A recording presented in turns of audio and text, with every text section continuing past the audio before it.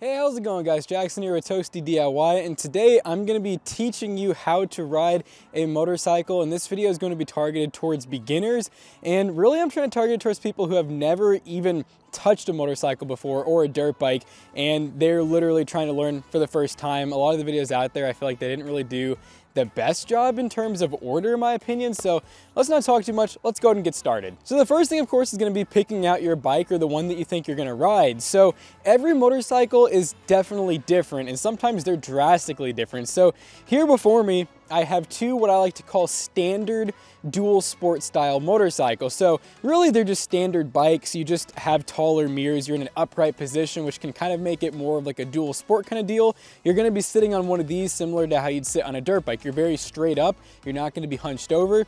Now, riding a crotch rocket or a sports bike isn't a whole lot different. You're just going to be much more leaned forwards depending on what the bike is. Now, this one right here is a 2023 Ducati Monster Plus, and that's a 937cc V-twin that is a 6-speed. It's definitely a lot different than the bike behind me, which is a 2021 KTM Duke 390 that is just a 373 single cylinder, and it is a much different ride because they're both really similar bikes. I mean, they're both standard bikes. You sit pretty upright on both of them, but the V-twin definitely is a little bit harder to learn on. It definitely has a little bit more oomph and a little bit more go. The clutch is a little bit stiffer. You really have to give it some gas to actually get the bike going, as opposed to this one right here. You can almost just let off the clutch nice and slow, not give it any gas, and it'll just take right off. I've actually been teaching my girlfriend on it, and it's a very easy to ride bike. So some bikes are gonna be harder for others, for beginners, but at the end of the day, a bike is a bike. I like to always try to start people off with, have you ever ridden a bicycle before? That's actually very important because riding a motorcycle is really not a whole lot different than a bicycle. It is a lot heavier, it's a lot more expensive, and it can be a lot faster, but I like to always start people off with, have you ridden a bicycle before? If they have and they're really good at it, then great, you're already on a right track. If you've never ridden a bike before, or it's been like 5 years, go find a friend who has a bicycle or go buy one from Goodwill or something. Ride around the neighborhood a few times and make sure that you have good balance and that you can accelerate with the pedals, make sure you can brake okay, because as long as you can do that on a normal bike, you're going to be able to transfer a lot of those skills over to a motorcycle, at least for the basic. So now the next step is going to be just getting comfortable with the bike, and I don't even recommend starting the bike to do this. A lot of people just say, well, you know, go ahead and practice your brake and your clutch with the bike running. I say practice moving the freaking bike before you ever get on it, because guess what? Most motorcycles, like 99% of them, do not have reverse, and most of them are manuals. So you need to get used to moving the bike, just like you would a bicycle. You know, if you need to get off for whatever reason, you got to be able to move the bike by hand, and some bikes are just really heavy. So for one, I always recommend leaning the bike slightly towards whatever side you're on. So I usually use the kickstand side because I'm a little bit stronger on my right side. I'm right side dominant. And so most people want to walk with the bike straight up so that it's a little less heavy, which is mostly fine. The problem is if I accidentally lean too far over this way, it's a lot harder for me to catch this bike. So if I start going like right about here, I'm already having to probably hold about 50 pounds worth of this bike. So I recommend leaning it towards yourself a little bit. You can rest it on your side if you want to, and then you're just gonna walk the bike. Just practice walking it, practice going back and forth. Practice going backwards too, because believe it or not, this stuff's not that easy. I mean, these bikes are very light bikes too. I think this one right here weighs about 320 wet. This one weighs, I want to say close to 400 pounds, or it might be right at 400 pounds. So, I mean, when you're straight up, it's not very heavy, but as soon as you start to tip, the bike only gets heavier and heavier. And if you're not ready for how the bike feels, then you're probably not ready to ride it, especially at the off chance that you're just doing something simple like sitting at a stoplight and you lean over too far. I've seen a lot of people spill, and I've done it myself once or twice. So you just got to get used to the bike, get familiar with the weight of it, maybe practice leaning over back and forth a few times like I'm doing right now, because there's going to be times where you're going to have to do this, and I can promise you that. You need to be able to pick the bike up. That's why most bike courses will actually make you lay your bike down, or they'll provide a bike and they'll make you pick the bike up, because you need to be able to make sure that you can get that bike up. So like I said, this is one of the most overlooked steps I think for beginners that a lot of these videos do not tell you to do. So get familiar with the bike, make sure you feel good on it, and now we can go ahead and actually start the bike and start talking about it. So now we're going to actually just look at some of the controls in the bike and how exactly these motorcycles work. So this bike right here is not going to be much different from any bike that's been made really in the last 20 years. There may be some subtle differences, you know, between your Italian bikes and your American bikes like Harley and Indian and whatnot, but for the most part, most of the stuff's very similar. So we're gonna start off with the brakes.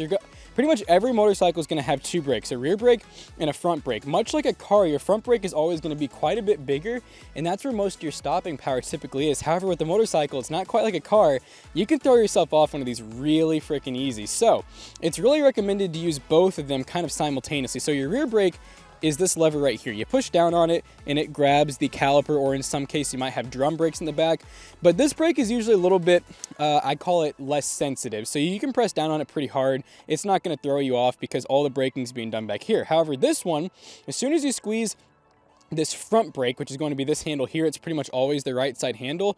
This brake will cause the forks, the suspension, to dip down. And on top of that, if you brake too quick, because these are typically pretty sensitive, you can easily throw yourself off the bike and even cause the bike to flip over on yourself. So this is another really big recommendation of mine, is practice just starting, stopping, because not only is it going to help you get familiar with your brakes, it's also going to really help you with your clutch work, because the hardest part of any motorcycle or car that is a manual is just starting and stopping. Once you're moving, these are pretty freaking easy. I mean, with this one, you have quick shift built in. You really don't even have to use the clutch at all. And this one over here doesn't even have quick shift, but once you're moving, I pretty much promise, and you'll see in the video, you can just barely smash this clutch down. You can shift through the gears and it's totally safe. It feels great. So once again, you have your rear brake, you have your front brake, and now we have our clutch. Every clutch is going to feel different. A lot of times they have adjustments on them where you can adjust where the actual clutch engages. Now what the clutch does is it basically takes your engine, and then you have your clutch inside the engine, and then it basically connects the rear wheel to the engine. That's really the most simplest way of describing it. As long as you pull your clutch in, you're gonna be in neutral in a sense. But as soon as you let off that clutch, if you're in gear, you will re-engage the engine. So if you ever pull up to a stoplight or something, that's another rookie mistake I see, is people just kind of forgetting. They just let off the clutch real quick thinking it's kind of like a brake or something. The bike will jump on you and stall out. Your shifter isn't anything too complicated. It's a little bit easier than a car, because rather than a car, you know, you have your first, second, third, fourth, fifth, and the patterns can change in all kinds of ways. Pretty much every bike's just gonna be a downshift is down and an upshift is up. So foot over to shift down, and then foot under to shift up. And then when you're in first gear, if you pull halfway up, you're gonna go to neutral, okay? Now, if you accidentally go to second, that's fine. You can also usually half shift down to get to neutral as well. If you go back in first, that's fine. A lot of people, this is a running joke, it takes a long time to get used to that. You're gonna end up having to go back and forth. Obviously you have your kickstand, that's very important. Make sure the kickstand goes down all the way and that you're on a mostly level surface, and if you're not, put the bike in gear so that it can't roll backwards. Most of these bikes don't have emergency brakes, so your emergency brake is basically your bike being in gear. We're gonna go over some of the electronics real quick, and I don't wanna get too into detail because these don't really keep you from riding the bike, but basically you have your turn signals. They're typically gonna be kind of like this, so left, right, and then to cancel, you press the middle. A lot of times they aren't auto canceling. I believe this bike has auto canceling, but I don't even know if it's for sure. You got your horn button. We have our brights and I think high beam, low beams, and I think this is just to flash your brights. This is just to navigate through my menu. I do have like I said, a fairly newer bike, so it actually has an electronic screen with the whole menu on it. Same with this bike over here. It has a pretty similar kind of deal. These are all just menu buttons, turn signal, horn, and then our actual brights and our brights and to flash them is in the same spot. Pretty much every bike's gonna have a kill switch, so they're not like a car. Typically, you're gonna put your key into the fully on position, and then you can't turn it anymore. It's not like a car where you turn it, you use a kill switch. I know I'm not gonna start this bike just yet, but this one you just pull down until it starts. That's it. It's very simple. This bike here, you put it in the on position, which is basically, so this is kill switch off. If you turn that off, the bike dies. You turn this on, the bike will be like, you know, the electronic fuel injection will make a noise, and then you just hold this down to start it, and then it starts. So really not too far off there. Like I said, I do have a digital display, which is nice because I can see my gears. Right now I'm in neutral. It's because the bike's also off, it and show me. But that's also a really nice feature. If you can get a newer bike that shows you gears like both of these do, that's a lot easier for beginners. But hey, if you can't, it's no big deal. So that's pretty much it for the electronics. There's a couple other ones here and there, and most bikes don't have a ton of electronics. Like, they're pretty basic most of the time. So now what we're gonna go ahead and do is we're gonna go ahead and start the bike up. We're gonna let it idle down a little bit because these will have a high idle. If you have an older bike, you're gonna have a choke that you'll keep it high idle for a second. Once they idle down, we're gonna go ahead and put the helmet cam on, and we're gonna actually just do a little bit of just exercising of starting and stopping, starting, stopping, and then we're gonna go for a little ride. Alright guys, so now we're on the KTM 390. I'd love to do this on the Ducati, but the Ducati is a good amount louder, and also, if, like I said, it's not really quite as beginner friendly, so I think this one's gonna be perfect. So what we're gonna do is start the bike, and I recommend this with anything that's a manual. Even if you know it's a neutral, just treat it like a gun, treat it like it's loaded, okay? Let's be safe. You know, pull in your clutch. We're gonna turn the kill switch to on, keys all the way on. I'm gonna hold my foot on the brake too, just in case. I have it on the rear brake right now, so my foot is on the brake. And now, go ahead and start it. Now, I do kind of recommend getting familiar too with not only how it feels just to pull the clutch in, but also just, you know, front brake, so just move it by foot. See how I'm going, and I'm stopping with my brake. Do the same thing with your rear brake. And then also I recommend give it a few revs, you know, feel what it feels like to go through the RPM range. Now, right, like I said, my bike's not warmed up, so it's gonna idle a little bit high, but once it's warm, it'll probably come down to about 1500, be a little bit smoother. So now what I'm gonna do, I'm gonna pull my clutch in, so left hand clutch is all the way in. I'm gonna put it into first, but notice how I'm holding my brake, my front brake down, just because we don't wanna take any chances. So I have my left foot up in the air right now, so I'm using my right foot to hold the bike up, and we're in first. The bike's gonna kind of lurk, it'll ever so slightly lurk forwards a little bit when you put it in gear. That's normal, even with the clutch in. So now what we're gonna do is I'm gonna slowly start letting off the clutch, okay? So I'm not gonna give any gas, I'm just slowly letting off the clutch, and once I feel the RPM start to go down, I'm stopping. So I know right now it might look like I'm moving the bike with my feet, but I'm not. I'm only using my feet to guide myself.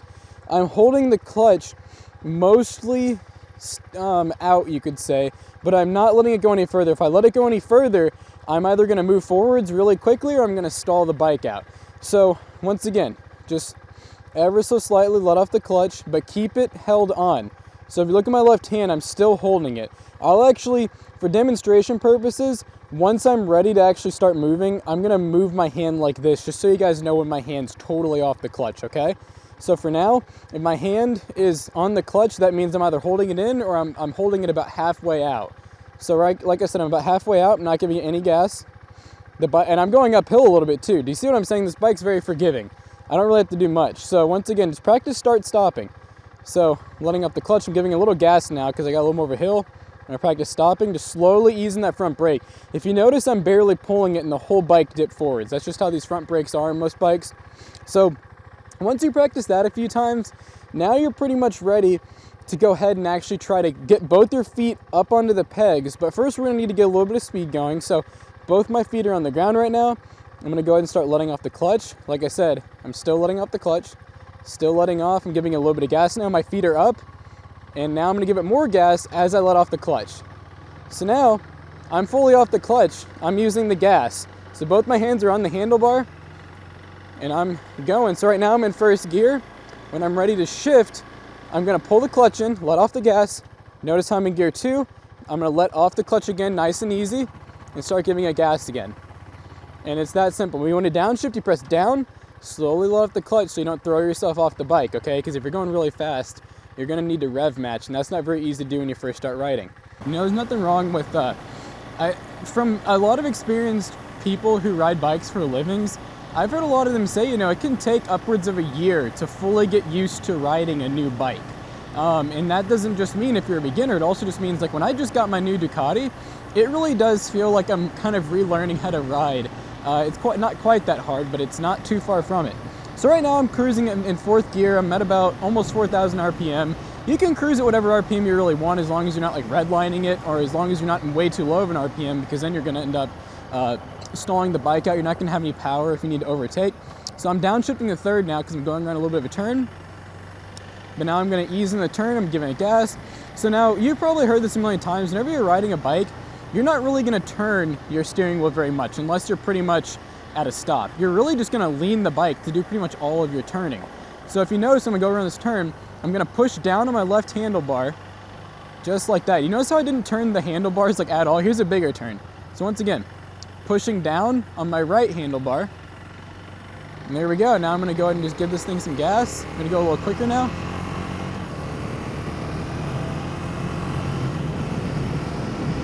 So there we go. We just got up to 5th gear. No problem. We're feeling pretty good. I'm trying to avoid this paper here. So now I'm gonna go ahead and turn around, and I'm gonna show you what it's like if you need to turn around, because this does happen quite a bit. So I'm downshifting here. So third, second, and now I'm just gonna pull in the clutch, because you don't really need to downshift at first. You can if you want, but so I'm in first gear, I'm holding my clutch in. I'm just using neutral right now because I can. You know, there's a little bit of a hill here, you're gonna save gas this way, you're gonna wear your clutch out a lot less quick too. I'm still holding the clutch in. It's literally like I'm in neutral. So now I'm back on a flat surface. I'm gonna go and start letting off the clutch. I'm not gonna let all the way off. I'm not letting off. All right, clutch is back in. So now, pretend like we're just sitting in a stoplight, we're in first. That was just a quick maneuver to turn the bike around. Nothing really too advanced, but at first it's gonna be pretty difficult because these bikes just feel really heavy at first. And I'm off the clutch. So we're gonna go and shift. So watch my right hand and my left hand at the same time. All right, guys, well, there you have it. We just went on a short little ride. We went from the total basics of how to just ride a bicycle pretty much, all the way up to just how to move your bike when the bike is off, which is very important. We went over the basics of what do all the controls do and everything like that. And there's a lot more info out there on types of clutches and stuff like that, what kind of brakes, like disc versus drums. There's a lot of really good info. This is really just like a, hey, if I want to spend about 10-15 minutes watching a YouTube video and I'm going to watch with it while I try, this is a great tutorial for that, like I said. So I hope you guys enjoyed today's video. If you did, make sure you check out Toasty Bros, check out Toasty Clips, and we'll see you guys in the next one. Peace out.